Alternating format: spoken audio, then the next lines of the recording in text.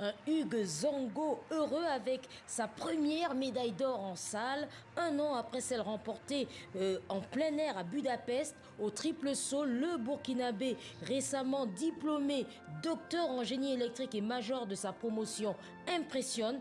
Médaillé de bronze à Tokyo, Hugues Fabrice Zongo est le premier champion du monde de son pays et le premier en Afrique dans sa discipline. Alors comment hier soir à Glasgow il a réussi à s'imposer? Simon Rodier, notre envoyé spécial, et Camille Ballan nous racontent. Hugues Fabrice Zongo a trouvé ce qu'il était venu chercher ici à Glasgow, à savoir une nouvelle médaille d'or mondiale, champion du monde en salle après être devenu l'été dernier champion du monde en plein air. Il maîtrise sa discipline. Il a gagné grâce à un essai superbe, le 5e, 17,53 m pour asseoir sa suprématie sur la discipline. Alors ce concours, il n'a pas été facile. D'abord, il a souffert de légères crampes, Hugues Fabrice Zongo, pendant son 4e essai. Et puis, évidemment, il y a les adversaires, l'Algérien Triki, qui a réussi un premier saut à 17,35 m et qui l'a mis un petit peu en difficulté.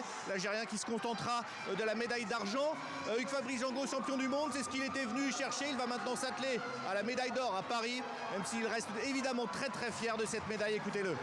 Aujourd'hui, quelqu'un aurait sauté 17,60, j'aurais fait 17,61 tout simplement. On le sait, ça dépend des concours. En fonction de la physionomie du concours, je m'adapte et je fais ce qu'il faut. Et franchement, je suis content. Maintenant, je peux me projeter. Je viens de cocher la dernière case qui me manquait. La case d'après, c'est les Jeux de Paris. Mais je vais quand même profiter un peu ce soir d'abord. Et demain, dès demain, on va pour Paris. Et ça sera une ligne droite désormais. Merci beaucoup. Avec plaisir. L'objectif, c'est évidemment les Jeux Olympiques de Paris pour tous ces athlètes ici. On suivra notamment dans la soirée une finale très très importante, celle du 800 mètres féminin avec Noélie Yarigo, la béninoise. C'est la première finale mondiale pour elle. Elle a 38 ans. Elle a connu beaucoup d'échecs dans sa carrière. Elle était extrêmement heureuse hier de s'être qualifiée pour cette finale.